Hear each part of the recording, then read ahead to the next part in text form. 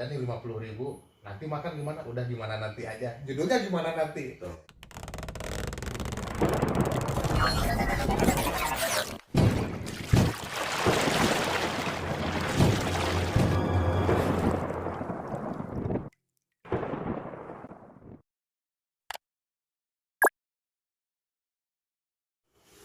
Assalamualaikum warahmatullahi wabarakatuh. Bertemu lagi di Dik Channel. Nah, pada kesempatan kali ini di acara Curan Rek, curahan atau curhatan rekan.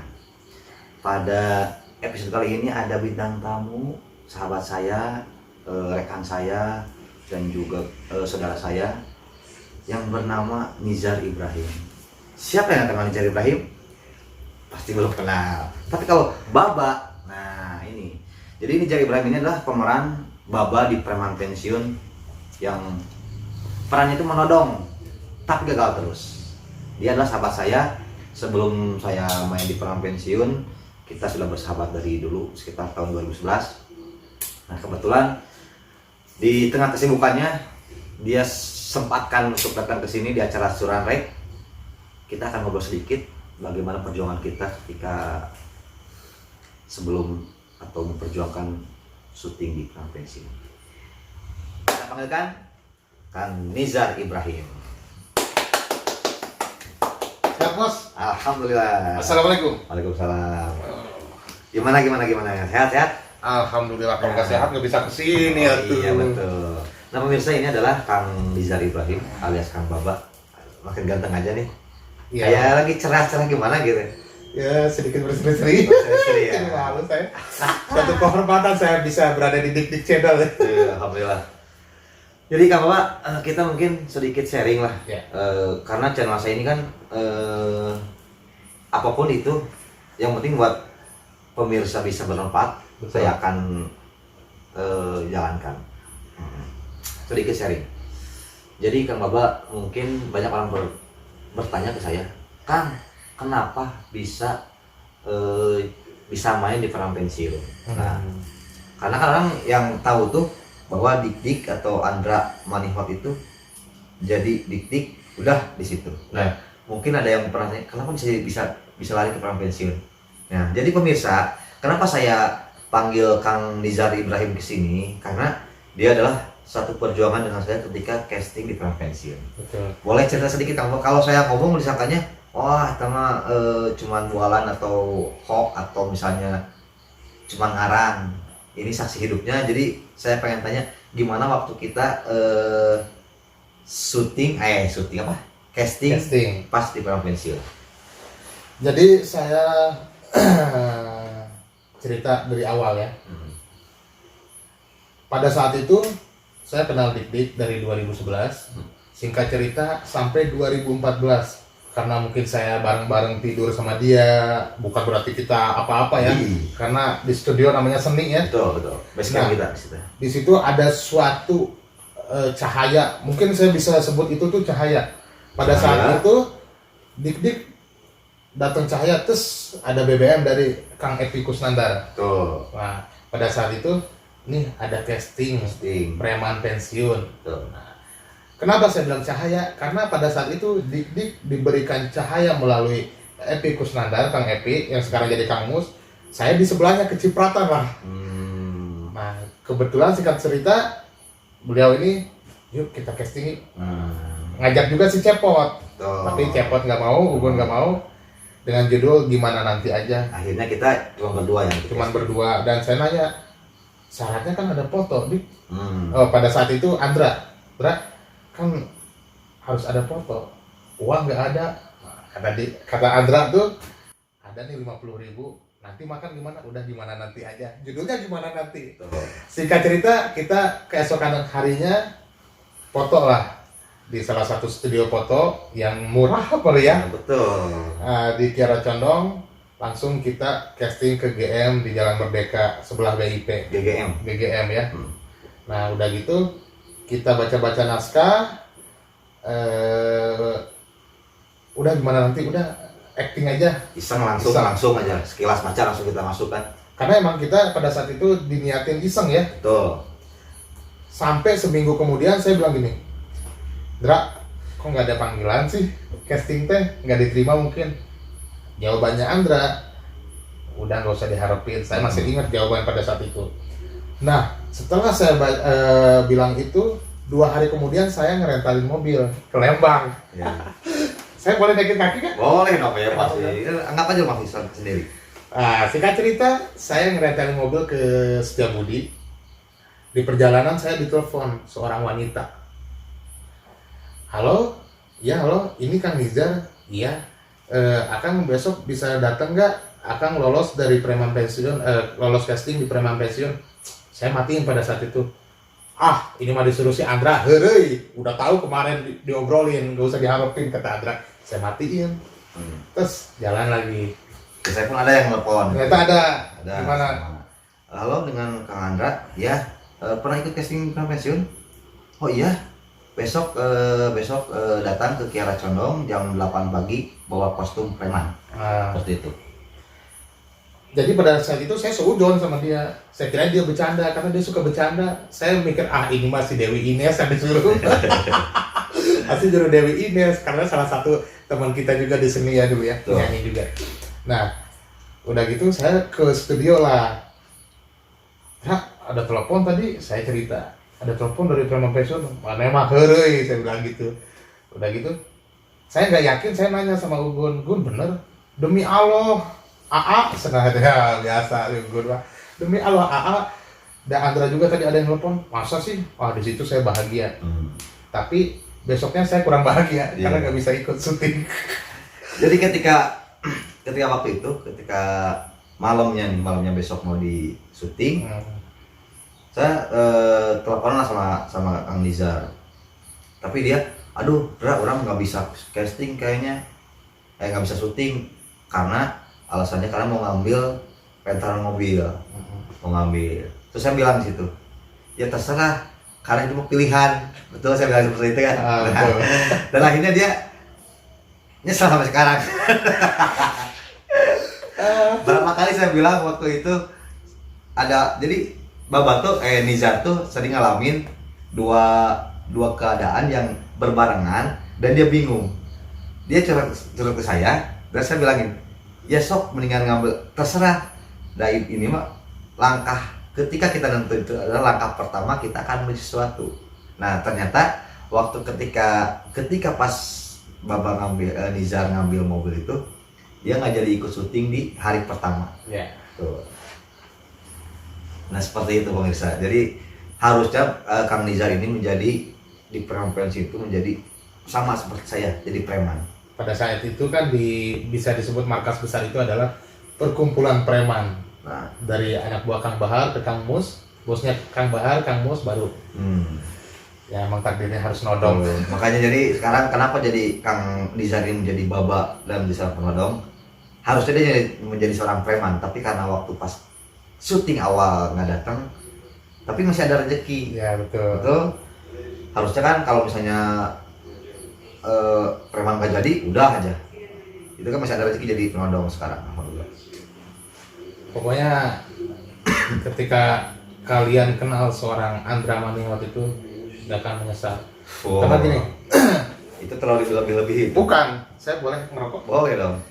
Gini, salah satu yang membuat saya sampai sekarang saya nggak lupa itu adalah tentang perjuangan bersama beliau. Bahkan ketika beliau syuting pun, beliau masih ingat teman-temannya yang di studio. Salah satunya gini. Dulu saya ingat ketika dia saking ada callingan preman, dia beli hamplas. Celananya disobek-sobek. Saya ketawa, anjing mana dadawan. Preman, oh ya udah harus sobek-sobek sampai ke pantat disobekin pada saat itu. Dan dia pada saat itu kebenaran rambutnya udah dipotong botak ya. Yang saya nggak bisa lupa adalah kebersamaan, dan dia itu bukan ngelebih-lebihin ya, punten karena di channelnya ini benar-benar dari hati saya. Iya, amin, mudah-mudahan. Dia itu tidak pernah memikirkan untuk dirinya sendiri. Dia akan memikirkan lingkungannya.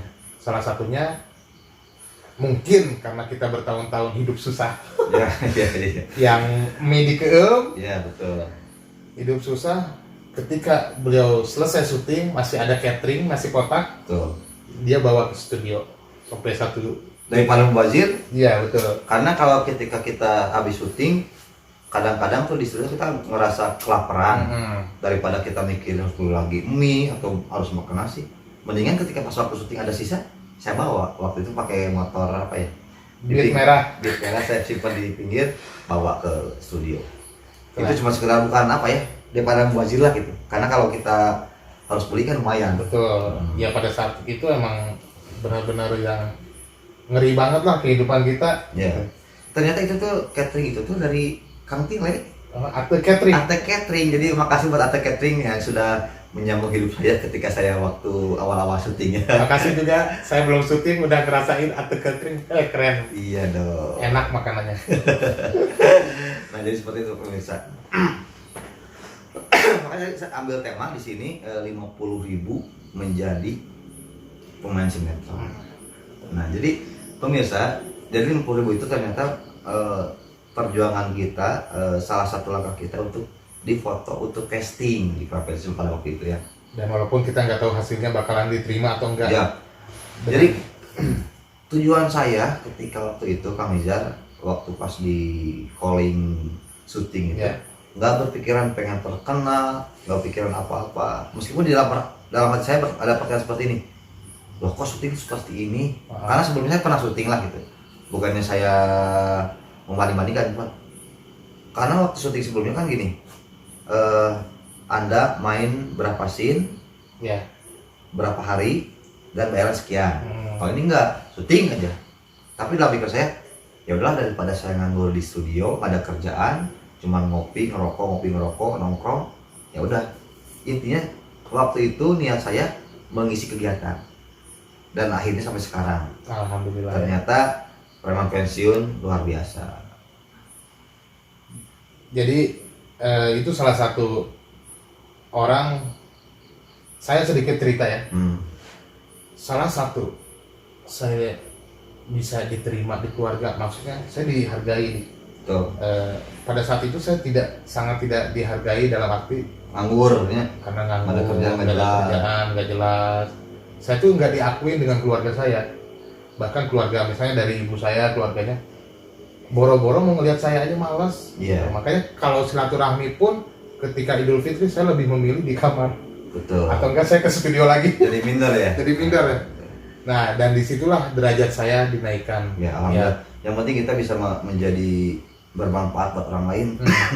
Jadi kita bisa dibanggain lah, minimal bukan kita melihat materi lah. Materi itu nomor sekian, nomor sekian. Yang penting kita bisa dihargai. Kita bisa menghibur teman kita, itu sesuatu yang sangat berharga buat saya.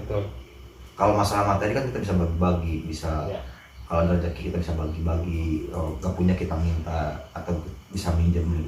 Kalau masalah hati itu kita bisa ngobrol nyaman pun, itu sesuatu yang lebih mahal daripada materi gitu. Makanya saya sering nyaman sama kamu. Jadi itu perjuangan kita. Gimana kita awalnya dari seorang pengangguran,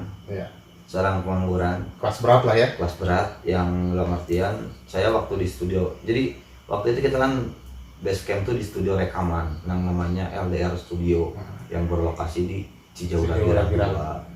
Nah itu di situ khususnya saya kalau di studio tuh kalau pengen ngerokok tuh kita nunggu orang yang rekaman, disuruh beli ke depan beli rokok, atau kita beli kopi, kita bikinin kopi, seperti itu.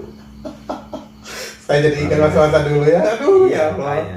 Alhamdulillah lah kita bisa bertahan di situ, dan kita itu jangan sampai lupa, karena kalau kita sampai lupa nih, kita ngerasa di atas, kalau sampai lupa itu nggak bakal kita merendahin orang lain. Jadi intinya ketika kita di atas ataupun bawah, belum tentu sehari atau sebulan atau setahun kita yang di bawah atau kita di atas.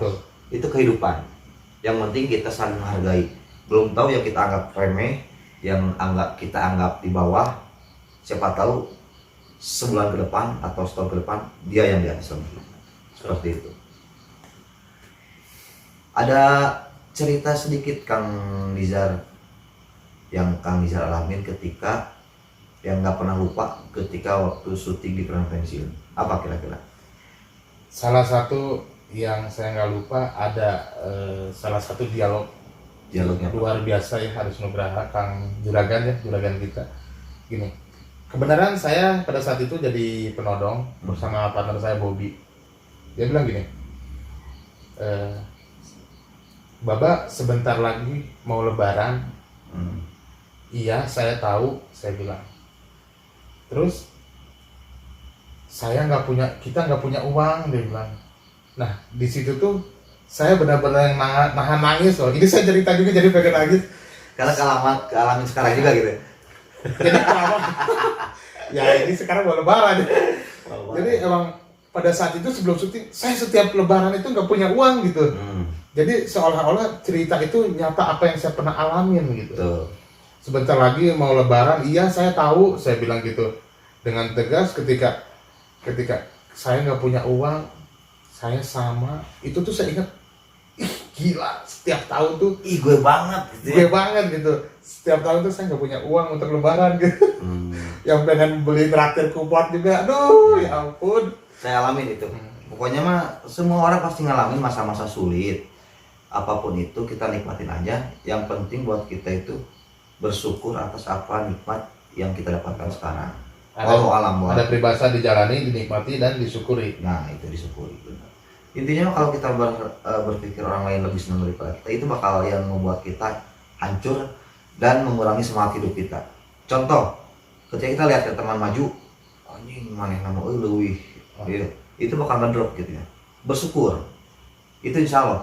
Terus saya punya prinsip ini, ketika kita mensukseskan banyak orang lain, itu kita akan semakin sukses tanpa kita berharap dari orang yang kita bantu. Kita nggak bantu si A, kita nggak usah berharap dari si A, karena udah jelas orang itu perlu bantuan kita. Jangan berharap dari orang itu, tapi kita berharap dari Allah yang akan menggantinya dari jalan yang lain. Amin. Seperti itu. Sama saya ingat saya alamin gini. Dulu kita ketika di studio kita suka ngutang. Oh iya dong, itu wajib itu mah. Di warung depan.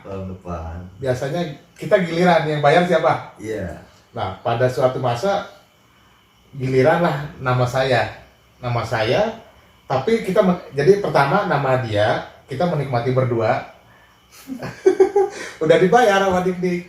Terus saya juga begitu, saya udah bayar, balik lagi ke Dik-Dik udah bayar, giliran saya.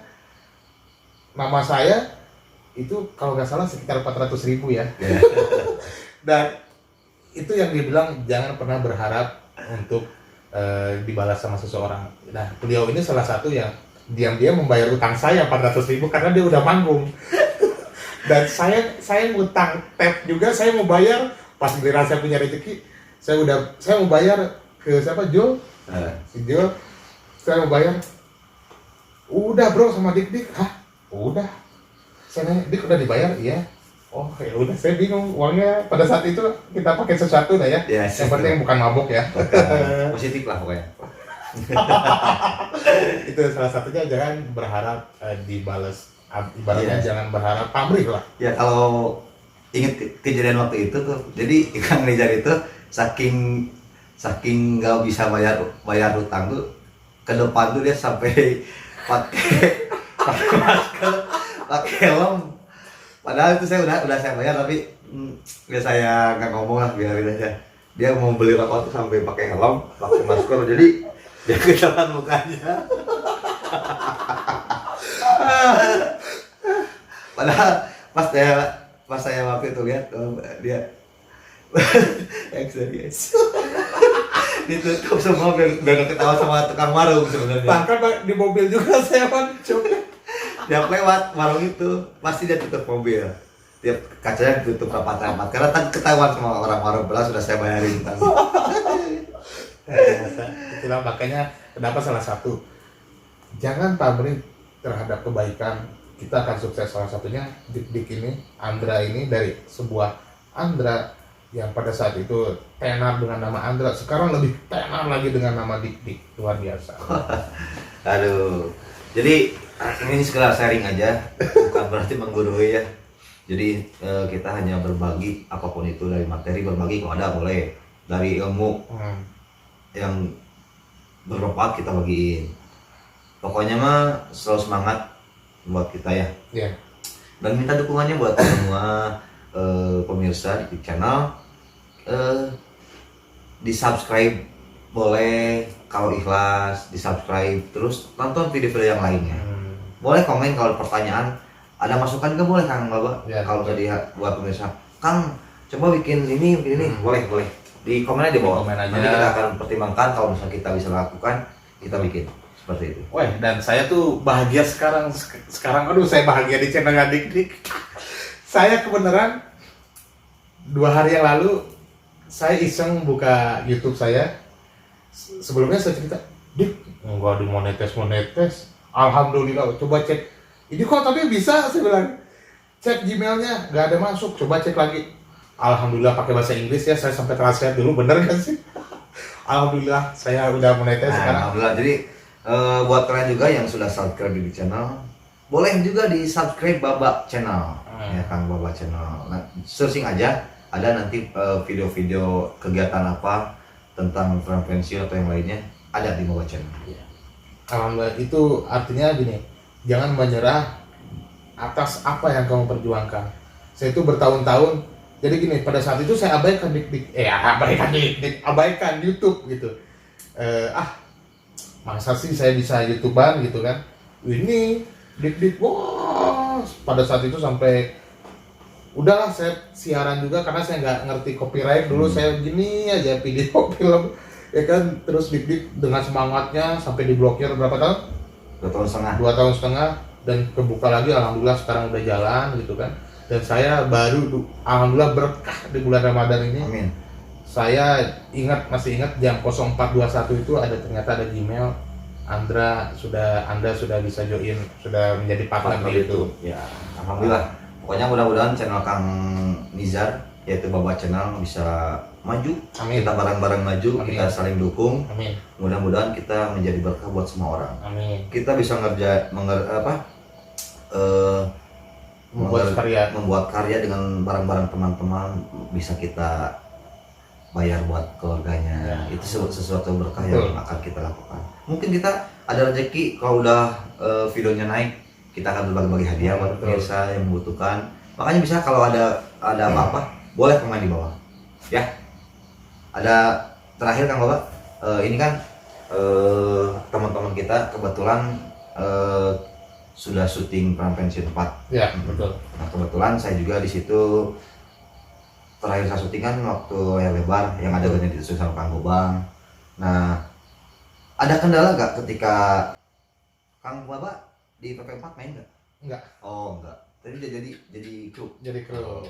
Kira-kira ada kendala nggak antara ketika syuting PP4 itu jadi pemain atau jadi kru? Bedanya apa dan kendalanya apa? Jadi sebenarnya gini, ketika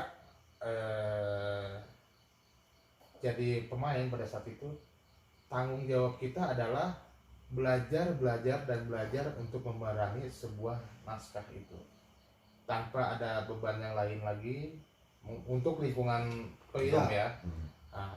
Nah, bedanya jadi kru itu adalah kebenaran saya itu posisi saya di lokasi dan produksi, unit lokasi dan produksi. Dipercaya bukan beban, hanya tanggung jawab juga besar. Tidak hanya mungkin pada saat itu menghafalkan naskah, tapi sekarang ini ada apalagi kan tahu sendiri ya, Juragan kalau bikin naskah itu dadakan. Kalau ada AA, terus ini Astrada schedule udah, ini harus lokasi gini-gini deh. Nah, di situ tuh benar-benar keren gitu. Artinya saya tuh ketika seperti itu tuh semakin semangat. Saya harus punya tanggung jawab. Bahkan ada satu waktu saya bingung. Saya mau nyari lokasi untuk besok, tapi hujan posisi. Waduh. Posisi hujan. Dan itu schedule besok pagi. Akhirnya saya nunggu sampai jam 8. Wah, mau nggak mau saya harus hujan-hujanan. Saya hujan-hujanan lah untuk nyari lokasi kafe pada saat itu. Nah, itu adalah sebuah perjuangan yang berbeda. waktu itu saya berjuang untuk menjadi pemain yang harus bagus gitu, jangan mengecewakan naskah, memaksimalkan. Sekarang saya diberi tanggung jawab, jangan mengecewakan lagi. Hanya mungkin tanggung jawabnya saya harus menyiapkan apa yang harus dikerjakan, karena itu menyangkut banyak pemain, kru, dan waktu, bahkan sampai mungkin secara administrasi ya. Tuh. Ketika kita melambat, itu produksi bengkak. Betul, seperti itu. Jadi intinya buat pemain semua, jadi ternyata di balik layar seorang pemain atau seorang artis itu ada yang lebih berperan penting, yaitu para kru. Ya. Termasuk kayak Kang Baba ini menjadi seorang unit lokasi dan produksi, itu tanggung jawabnya gede. Jadi alangkah baiknya ketika kita menjadi pemain di depan layar, kita lebih menghargai orang-orang yang ada di belakang layar. Betul. Jadi tanpa mereka, tanpa kru, tanpa siapapun itu, pemain atau artis bukanlah apa-apa. Betul.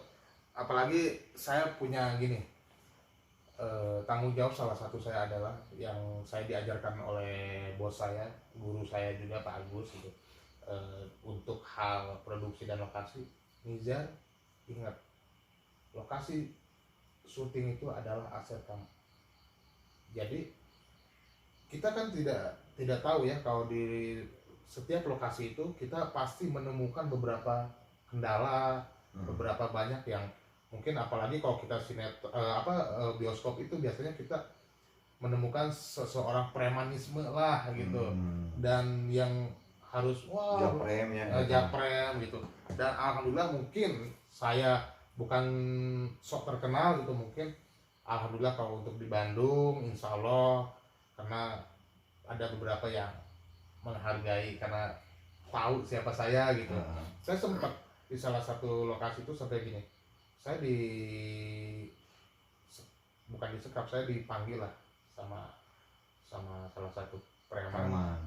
Saya bilang gini, jadi pada intinya mereka minta duit. Nah, saya bilang gini, saya memberanikan diri, Akang mau jadi musuh saya atau mau jadi keluarga saya? Karena saya udah bingung harus gimana dan saya harus punya tanggung jawab itu. Wah, jangan bilang gitu dong, itu salah waktu gitu.